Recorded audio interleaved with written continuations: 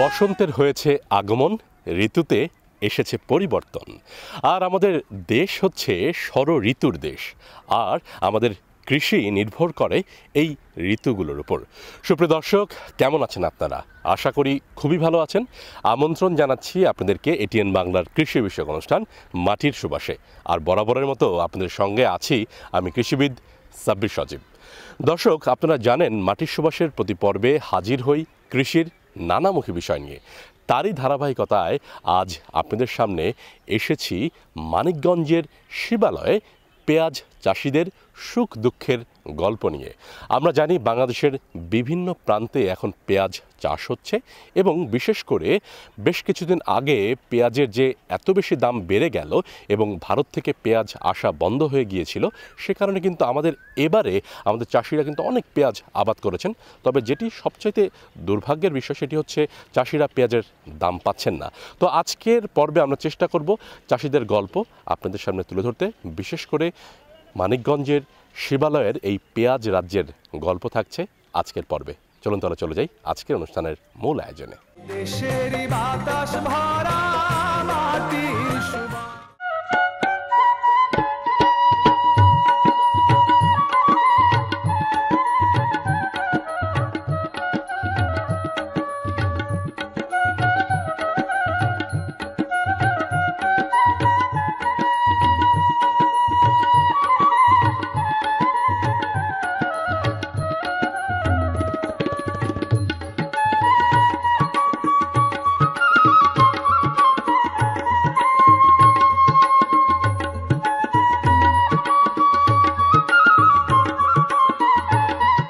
যতদূর চোখ যায় শুধু মশলা আর মশলা, এ যেন মশলাপল্লী।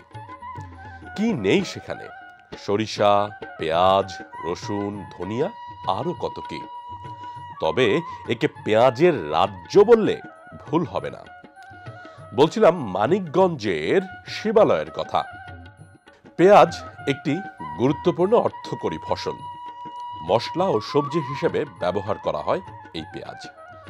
বর্তমানে আমাদের দেশে মাত্র 285.66 হাজার একর জমিতে প্রতি বছর প্রায় 7,69,000 মেট্রিক টন পেঁয়াজ উৎপাদিত হয়।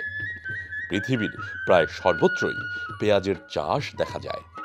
পেঁয়াজের চাষ শুধু শীতকালেই হয় না, এখন বর্ষাকালেও চাষ করা হচ্ছে পেঁয়াজ। সুপ্রিয় দর্শক, এই মুহূর্তে আছি মানিকগঞ্জের শিবালয়ের শিমুলিয়া গ্রামে। তো দেখতেই পাচ্ছেন আমার চারপাশে সামনে পেছনে সব জায়গায় কিন্তু পেঁয়াজের আবাদ হচ্ছে, এবং দেখতে পাচ্ছি বেশ কিছু নারী এখানে পেঁয়াজ উত্তোলন করার পর পেঁয়াজের গোড়া এবং আগা কেটে দেওয়া হচ্ছে। তো কথা বলি আপনার সাথে একটু। কেমন আছেন আপনি? ভালো। তো এটা কি করছেন আপনি এখানে? পিস কাটছি। পেঁয়াজ কাটতেছেন না? তো আপনারা কি নিজেরাই এটা আবাদ করছেন? হ্যাঁ, আমরা নিজেরা আবাদ করছি। কতটুকু জমিতে আবাদ করছেন এবার পেঁয়াজ? এবার দুই পাখি জমিতে আবাদ করছেন না? হ্যাঁ। দাম কেমন পাচ্ছেন? দাম তো কম, দাম তো চলে না, যে খরচ হয়েছে এবার দাম কম। এবার কত করে মন যাচ্ছে?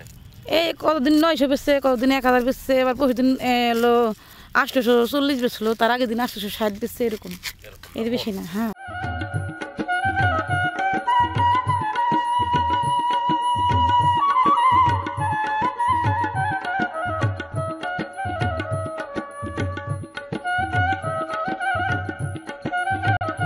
পেঁয়াজে প্রচুর ক্যালসিয়াম ও সামান্য ভিটামিন সি আছে।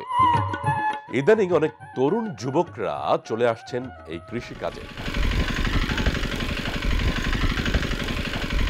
কি ভাই, আপনি এখানে কি করতেছেন? ধানের চারা উঠাইতেছি। এটা কি জাতের ধান? 29 জাতের ধানেরই। এই যে আপনি চাকরি বাদ দিয়ে কৃষি কাজ করতেছেন, তো কৃষি কাজ থেকেই তো ভালো টাকা পয়সা আসতেছে নাকি? হ্যাঁ হ্যাঁ। তো বাড়িতে গরু ছাগল পালতেছেন না? হ্যাঁ, 2টা গরু আছে। 2টা গরু আছে না? হ্যাঁ। তো আপনি কি মনে করেন, আপনার মতো এরকম তরুণ যুবক তো অনেকেই আছেন, তারা এই কৃষি কাজে আসতে পারে কিনা? অবশ্যই আসতে পারে যদি আশা করে, ইচ্ছা করে।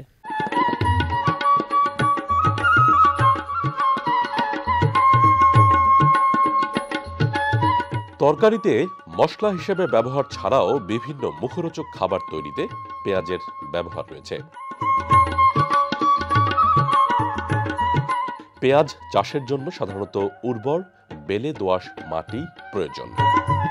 পেঁয়াজের রয়েছে বিভিন্ন জাত, বাড়ি পেঁয়াজ 1, বাড়ি পেঁয়াজ 2, বাড়ি পেঁয়াজ 3, বাড়ি পেঁয়াজ 4, বাড়ি পেঁয়াজ 5 ও স্থানীয় উন্নত জাত।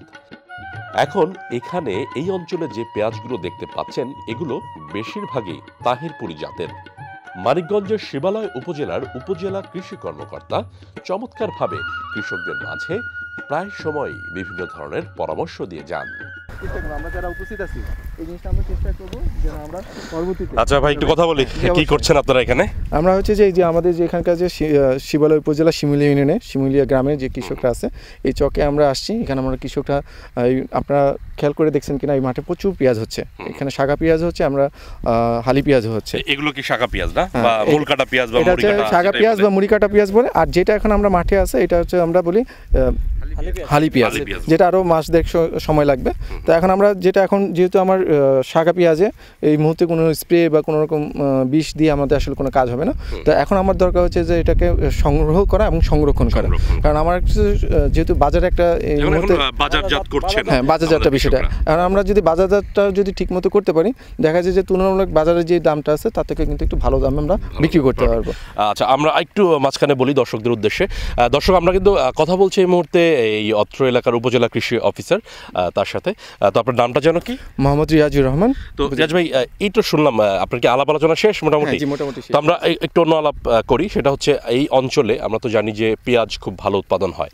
তো সেক্ষেত্রে মোটামুটি আপনাদের স্ট্যাটিস্টিক্স কেমন, যে কি পরিমাণ জায়গায় পেঁয়াজ উৎপাদন হচ্ছে এই এলাকায়, এবং কিভাবে বাজারজাতকরণটা হচ্ছে, এবং আপনারা কৃষি সম্প্রসারণ অধিদপ্তর থেকে কি ধরনের সহায়তা দিয়ে যাচ্ছেন? মানিকগঞ্জ জেলার অর্ধেক হচ্ছে আমাদের শিবালয় উপজেলা পেঁয়াজ চাষাবাদ হয়। তো এখানে আমাদের শাগা পেঁয়াজ এবং হালি পেঁয়াজ বলে দুইভাবে আমরা পেঁয়াজটা আবাদ করি। যদিও এখানে আমাদের জাতটা হচ্ছে তাহিরপুরি বা বাড়ি পেঁয়াজ 1। তো আমরা এখানে যেটা করতেছি যে গত বছর আমাদের 2450 হেক্টরের মতো আমাদের পেঁয়াজ শিবালয় উপজেলায় আবাদ হয়েছে। তো এই বছর আমাদের পেঁয়াজের আলাদা একটা বাজার চাহিদা থাকার কারণে এবছর আমাদের 2770 হেক্টর আমাদের পেঁয়াজ আবাদ হয়েছে। তো আমরা আশা করতেছি যে আমাদের সামনে প্রায় 27,000 হেক্টর 27,000 টনের উপরে আমাদের পেঁয়াজ এবার আমাদের লক্ষ্যমাত্রা ছিল। তো আমরা প্রত্যাশা করতেছি তার থেকে আমরা বেশি পেঁয়াজ এখানে আমরা আবাদ করতে পারবো। তো আমরা যেটা জিনিস হচ্ছে যে আমরা বর্তমানে বাজার দরে একটু সমস্যা আমরা দেখতেছি।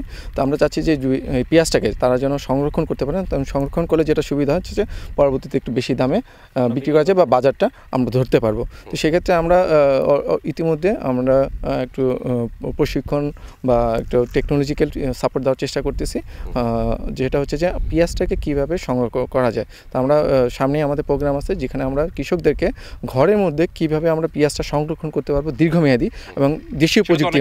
এটা তো খুব কম খরচে ঘরের ভিতরে কৃষক সংরক্ষণ করতে পারে। হ্যাঁ, যে এটা হচ্ছে যে খুবই সহজ একটা প্রযুক্তি। আমরা আমাদের দেশীয় একটা প্রযুক্তি, যেটা হচ্ছে যে আমার বাড়ির আশেপাশে যে উঠানের পাশেই আমরা বড় একটা গাছের নিচে, ছায়াযুক্ত একটা গাছের নিচে আমরা বাঁশের বেড়া করে একটা মাচা করে ওটার মধ্যে আমরা পেঁয়াজ সংরক্ষণ দীর্ঘমেয়াদী আমরা পেঁয়াজটা সংরক্ষণ করতে পারবো।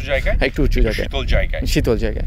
তো সেক্ষেত্রে আমরা পেঁয়াজটা যদি আমরা সংরক্ষণ করতে পারি, যেটা আমাদের বাজারের যে ব্যবস্থাপনাটা নিয়ম, যে আমরা দেখা যায় যে যখন প্রচুর যোগান থাকে তখন কিন্তু আমাদের পণ্যের দামটা কমে যায়। তো আমরা যদি যখন যোগানটা কম থাকে ওই সময় যদি আমরা এটা সাপ্লাই করতে পারি, তখন দেখা যায় পেঁয়াজটা ওই সময় বাজারটার দামটা ভালো থাকে, কৃষকরা সেক্ষেত্রে লাভবান হবে। পেঁয়াজে নানা রকম রোগ ও পোকামাকড় হয়ে থাকে। পোকার মধ্যে থ্রিপস অন্যতম। এটি রস চুষে খায়, যার ফলে আক্রান্ত পাতা রূপালী রং ধারণ করে। এছাড়াও রয়েছে জাপ পোকা। জাপ পোকা দলবদ্ধভাবে পেঁয়াজ পাতার রস চুষে খায়, ফলে গাছ দুর্বল ও হলুদাভ হয়ে যায়। এবারে শোনা যাক পেঁয়াজের কিছু রোগের নাম। পার্পল ব্লচ বা ব্লাইট এবং কাণ্ড পচা রোগ পেঁয়াজে খুব বেশি হয়ে থাকে। এর জন্য ছত্রাকনাশক ব্যবহার করলেই অনেকটা উপকার পাওয়া যায়। সুপ্রদর্শক, এই মুহূর্তে কথা বলবো মানিকগঞ্জের শিবালয়ের শিমুলিয়া ইউনিয়নের একজন উপসহকারী কৃষি কর্মকর্তার সাথে। কি নাম আপনার? আমার নাম মোহাম্মদ মাফিজুর রহমান, আমি উপসহকারী কৃষি কর্মকর্তা। তো এই যে মাফিজুর রহমান, আপনি যে এই এলাকায় উপসহকারী কৃষি কর্মকর্তা হিসেবে আছেন, আমরা জানি মানিকগঞ্জে যে পরিমাণ পেঁয়াজ উৎপাদন হয় এই শিমুলিয়া ইউনিয়নে তার অর্ধেকই উৎপাদন হয়। অর্থাৎ এই অঞ্চলটা পেঁয়াজ চাষের জন্য খুবই উপযুক্ত এবং এখানে চাষও বেশি হয়। এই যে পেঁয়াজ যে উৎপাদন করছে তারা কি ধরনের সমস্যা নিয়ে আপনার কাছে আসে এবং কি ধরনের রোগ হয় বা কি পোকামাকড় আক্রমণ করে এই পেঁয়াজে, সেগুলো যদি বলতেন আমাদের দর্শকদের উদ্দেশ্যে। প্রাপল ব্লকস এবং কাণ্ড পচা এ ধরনের আক্রান্ত হলে কৃষকরা আমরা কীটনাশক ব্যবহার করার জন্য বলি। আর এরপরেও আমরা আরও একটা নতুন পদ্ধতি ব্যবহার করি, সেটা হলো নিম পাতা এবং নিম পাতা এবং সরিষার খোল, এগুলা 5 থেকে 7 দিন আমরা ভিজায়া পুনরায় আবার ওই পানিগুলো আমরা ছেঁকে পুনরায় আবার 5 থেকে 7 দিন পর আমরা ওটা আবার স্প্রে করাই। স্প্রে করলে বিভিন্ন রোগবালাই থেকে পেঁয়াজের রক্ষা পায়। সাধারণত পেঁয়াজ দুটি উদ্দেশ্য করে লাগানো হয়, একটি হচ্ছে পেঁয়াজ উৎপাদনের জন্য, আবার কেউ কেউ বীজ তৈরি করেন এই পেঁয়াজ থেকে এবং চড়া মূল্যে বিক্রি করেন এই পেঁয়াজের বীজ। সত্যি এভাবে কৃষি কাজে এতটা বৈচিত্র্য আমাদের কৃষককে করেছে আরো বেশি মহান। কি নাম আপনার? আমার নাম মোহাম্মদ সুজন মিয়া। তো সুজন ভাই, আপনি তো একজন কৃষক, তাই না? জি জি। তো কৃষক হিসেবে নিজেকে কেমন লাগে? ভালোই লাগে। ভালোই লাগে না? আচ্ছা, এই যে আপনি বললেন 2 পাখি জায়গায় আপনি পেঁয়াজ চাষ করছেন এবার, না? তো এই এক পাখি আর এই এক পাখি, না? আচ্ছা, এই ভিতরে আবার দেখতেছি পেঁয়াজের মাঝে মাঝে যে মরিচ গাছ লাগাইছেন, এইটা আবার কি কারণে?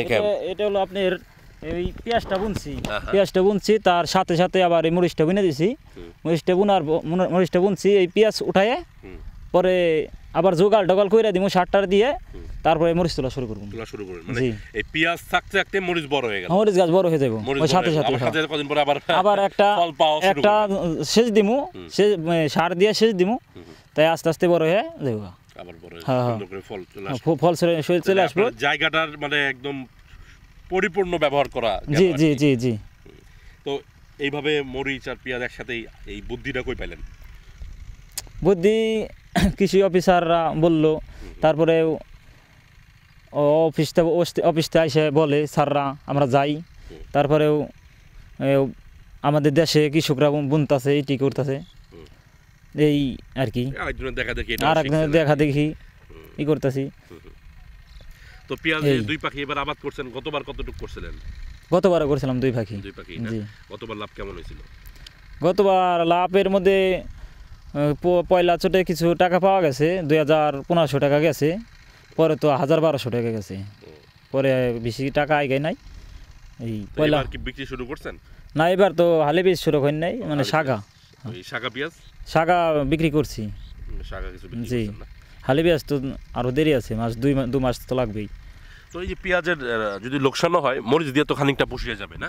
মরিচ যদি আপনার এই বাইরের রাষ্ট্রে কিছু যায়, গতবার তো করোনা নিয়ে হয়তো মানিকগঞ্জের এখান থেকে তো বাইরের রাষ্ট্রে যায়। জি জি জি, হ্যাঁ, রপ্তানি হচ্ছে। হ্যাঁ, তো বাইরের রাষ্ট্রে যায়। বিন্দু মরিচ, এটা বিন্দু মরিচ। হ্যাঁ, বাইরের রাষ্ট্রে যায়, তাহলে বাদে হয়তো ভালো একটা লাভ 20-25 টাকা 30 টাকা হয়তো পাওয়া যাবে। পেঁয়াজ চাষের জন্য স্থান নির্বাচন খুবই গুরুত্বপূর্ণ একটি বিষয়। বৃষ্টিপাত অল্প হয় এরকম অঞ্চলের জন্য বাড়ি পেঁয়াজ 2 ও বাড়ি পেঁয়াজ 3 চাষের জন্য বেশ উপযোগী। তবে আপনি যেই জাতের পেঁয়াজই লাগান না কেন, সবসময় মনে রাখবেন আপনার এলাকার কৃষি কর্মকর্তার সাথে পরামর্শ করে তবেই লাগাবেন যে কোনো জাতের পেঁয়াজ। সুপ্রিয় দর্শক, কথা বলবো আরও একজন কৃষকের সাথে, যাকে পেয়ে গেলাম পেঁয়াজের এই ক্ষেতে। কেমন আছেন আপনি? ভালো। কি নাম আপনার? মোহাম্মদ সেলিম। তো সেলিম ভাই, এবার কতটুকু জমিতে পেঁয়াজের আবাদ করছেন? 2 পাখি জমি আবাদ করছি। 2 পাখি জমি আবাদ করছেন। আচ্ছা, এই পেঁয়াজটা যেটা আপনারা বলতেছেন এখানে কি শাগা পেঁয়াজ, না?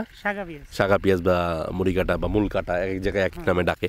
তো এই পেঁয়াজটা লাগান কোন মাসে, বাংলা কোন মাসে, এবং লাগানোর পর থেকে আপনারা কি কি যত্ন করেন? মানে লাগানোর পর কবে কোন সময় পানি দেন, কোন সময় নিড়ানি দেন, সারটার কি দেন, এগুলো যদি একটু বলতেন। কার্তিক মাসের শেষের দিক দিয়ে লাগাইতে হয় শাগা বীজটা। লাগানোর পরে পানি দেওয়ার লাগে, তারপরে জোগাল করা লাগে। পানি কয়বার লাগে পুরা এই 4 মাসে? 2 বার। 2 বার পানি দেওয়া লাগে কমপক্ষে? কমপক্ষে 2 বার। ওষুধ দেওয়া লাগে। গ্রীষ্মকালীন পেঁয়াজ আগাম চাষে সাধারণত চারা রোপণের 80 থেকে 90 দিনের মধ্যে এবং নাবি চাষে চারা রোপণের 90 থেকে 100 দিনের মধ্যে পেঁয়াজ সংগ্রহের উপযোগী হয়ে যায়।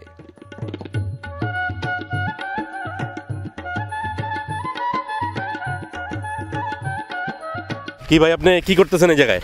পিস কাটতেছি। পেঁয়াজ কাটতেছেন না? এটা কি পেঁয়াজ এগুলা? এটা হলো শাখা পেঁয়াজ। শাখা পেঁয়াজ না? হ্যাঁ। তো এবার কতটুকু জায়গায় পেঁয়াজ করছেন আপনি? 27 ডিসিমেল। 27 ডেসিমেল। জি। মানে প্রায় এক পাখি না? এক পাখি, হ্যাঁ। তো খরচ টরচ কেমন পড়লো? খরচ তো অনেক পড়ে গেছে। কত পড়ছে? খরচ পড়ে গেছে আপনার 30,000 টাকা খরচ পড়ে গেছে। 30,000 টাকা। হ্যাঁ। জমি ভাড়া বাদে? জমি ভাড়া বাদে 30,000 টাকা। 4,000 টাকা মন কিনছি, এই আপনার পেঁয়াজ কিনছি, বেসন কিনছি। বেসন কিনছে। হ্যাঁ। কত মণ লাগছে এই 27 ডেসিমেলে? 5.5 মন গাড়ছি। 5.5 মণ গাড়ছে। জি। ও এখন কি উঠানো শুরু করছেন? কত হ্যাঁ, পরিমাণ উঠছে? এখন মনে ধরেন ডিসিমেলে 2 মন করে হইতেছে।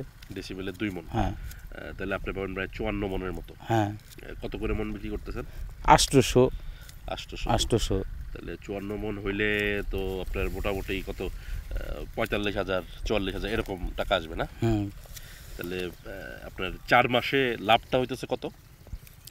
এবার তো লাভ হইতেছে না, পিজের দাম তো কম, লাভ হবে কিভাবে? 800 টাকা মন, কামলা খরচ আছে, পানি সেচ আছে। এই যে 30,000 টাকা যেটা বললেন ওটা কি কামলা খরচ বাদে নাকি? কামলা খরচ বাদে, হ্যাঁ। বেসন কিনছি, সার কিনছি। গতবার কেমন লাভ পাইছিলেন? গত বছর পিস কম হইলেও দাম পাইছিলাম ভালো, দাম আমরা কৃষক লাভবান হয়েছিল। পিস যদি কম হয়েছিল, পিসের দাম ভালো আসলো, দাম ভালো ছিল। 4,000 টাকা এবার মন আসলো। পেঁয়াজের দাম কমার কারণ কি? পিসের দাম সরকার, আমরা শুনি সরকার আমদানি করছে, বাইরের রাষ্ট্রে আমদানি করছে, এই জন্যই দাম কম। এখন যদি বাংলাদেশের পিস, আমাকে এই পিসটা যদি বাড়িতে যদি সরকার আমদানি না করতো, তাহলে আমরা ভালো লাভবান টাকা পাইতাম, ভালো দামে বিক্রি করতাম পিসটা।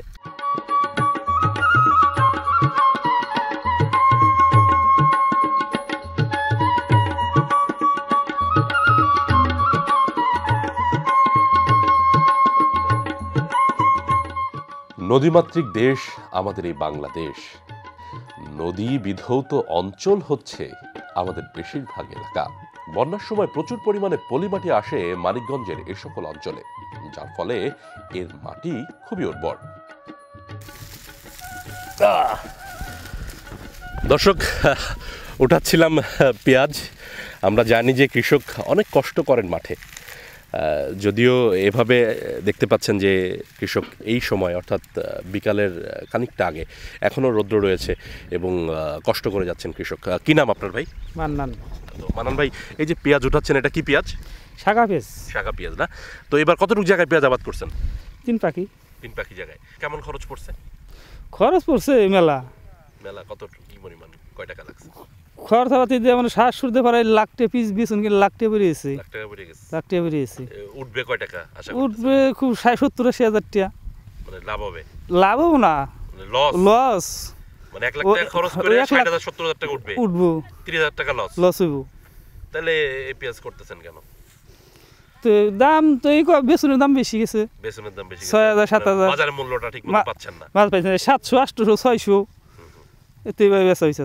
600 বেচছেন মন? 600। তাই দেন তাই গেল আটে কত কে বেচছেন? কেসারে বেচলাম 800। 800। গ্রামের বৃদ্ধ মহিলারা 1 মণ পেঁয়াজ কাটলে 50 টাকা পায়। কাটে শুধু পেঁয়াজের গোড়া আর অগ্রভাগ। কি খালা, আপনারা কি পেঁয়াজ কাটতেছেন? হ্যাঁ, পেঁয়াজ কাটতেছি। তো এই যে আপনারা দুজন মুরব্বী মানুষ, আপনাদের দুজনের মধ্যে সম্পর্কটা কি আসলে? আমরা 2 যাই। আপনারা 2 যা? বয়স তো মাশাআল্লাহ অনেক হইছে। তো এই যে এই বয়সে আইছে যে পেঁয়াজের এগুলা কাটতেছেন, তো এগুলা কি হিসাবে কাটতেছেন আপনারা? দুটা পয়সার জন্য আমরা গরিব মানুষ। হ্যাঁ। 1 মণ কাটলে কয় টাকা পান? 50 টাকা, 40 টাকা। 50 টাকা 40 টাকা 1 মণ কাটলে না? তো দিনে আপনি এই 7-8 ঘন্টায় কয় মণ কাটতে পারেন? সারা দিন বেলা কাটলে 2 মণ 2.5 মণ কাটা যায়। একজন? হ্যাঁ। 2-2.5 মণ কাটা যায় না? কাটা যায়। কৃষি সেক্টরে এখন আমরা দেখতে পাচ্ছি নতুন নতুন প্রযুক্তি চলে এসেছে। পেঁয়াজ চাষের জন্য এখন আমাদের সবচেয়ে বেশি যেটি প্রয়োজন সেটি হচ্ছে খুব ভালোভাবে এটিকে সংরক্ষণের ব্যবস্থা করা। যদিও আমাদের চাষিরা পেঁয়াজ উত্তোলনের পর তার গোড়া এবং অগ্রভাগ কেটে তারপর 1 থেকে 1.5 ঘন্টা রোদে শুকিয়ে তারপর বস্তাবন্দি করে বিক্রি করছেন বাজারে, কিন্তু তার আগে খানিকটা ঝেড়ে নিচ্ছেন ময়লা ফেলার জন্য, আর এভাবেই সংরক্ষণ করছেন। তবে প্রয়োজন আরো বেশি উন্নত প্রযুক্তি। তো এই যে পেঁয়াজ যে কাটা হচ্ছে, এটা কখন থেকে কাটা হচ্ছে? সকাল থেকে 8-9টার দিকে। 8-9টার দিকে না? প্রতিদিন কি পরিমাণ পেঁয়াজ কাটেন আপনারা? 3 মণ 3.5 মণ, বেশি কাটলেও 4 মণ হয়। 4 মণ হয়। হ্যাঁ, মানে দুজন মিলে না একজন? দুজন মিলে, একজনে। হ্যাঁ, প্রায় 7-8 ঘন্টায় 4 মণ। হ্যাঁ, তো ওইখানে তো শুনলাম যে 1 মণ কাটলে 50 টাকা দিতে হয়, আর এখন তো আপনাদেরটা নিজেদেরটা নিজেই কাটে। নিজেদেরটা নিজেরাই কাটি। তবে যাই হোক, পেঁয়াজ চাষিদের জন্য আমাদের সুদূর প্রসারী চিন্তা ভাবনা করতে হবে।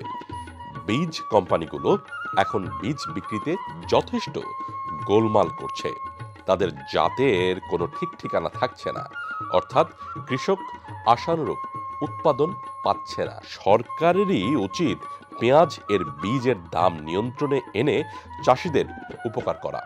কেননা ভারতীয় পেঁয়াজ আমরা চাই না, আমরা চাই আমাদের দেশীয় পেঁয়াজ নিজেরাই গ্রহণ করতে, এবং পারলে এই পেঁয়াজ বহির্বিশ্বে আমরা রপ্তানি করতে চাই। তাহলেই আমাদের এই সোনার বাংলাদেশ আরো বেশি সামনের দিকে এগিয়ে যাবে। দেশেরই বাতাস ভরা মাটির সুবাস। সুপ্রিয় দর্শক, আজ মাটির সুবাস অনুষ্ঠানের একেবারে শেষ প্রান্তে চলে এসেছে। দর্শক, আমরা চেষ্টা করি মাটির সুবাসের প্রতি পর্বে কৃষির নানামুখী বিষয় আপনাদের সামনে তুলে ধরতে। তবে আপনাদের কাছে যদি থাকে সাফল্যগাথা কোনো গল্প, তাহলে যোগাযোগ করুন আমাদের সাথে, আমরা চলে যাব আপনারই কাছে। আজকের মতো বিদায় নিচ্ছি, দেখা হবে আগামী পর্বে আবারও নতুন কোনো বিষয় নিয়ে। ততক্ষণ পর্যন্ত ভালো থাকুন, সুস্থ থাকুন, এটিএন বাংলার সাথেই থাকুন।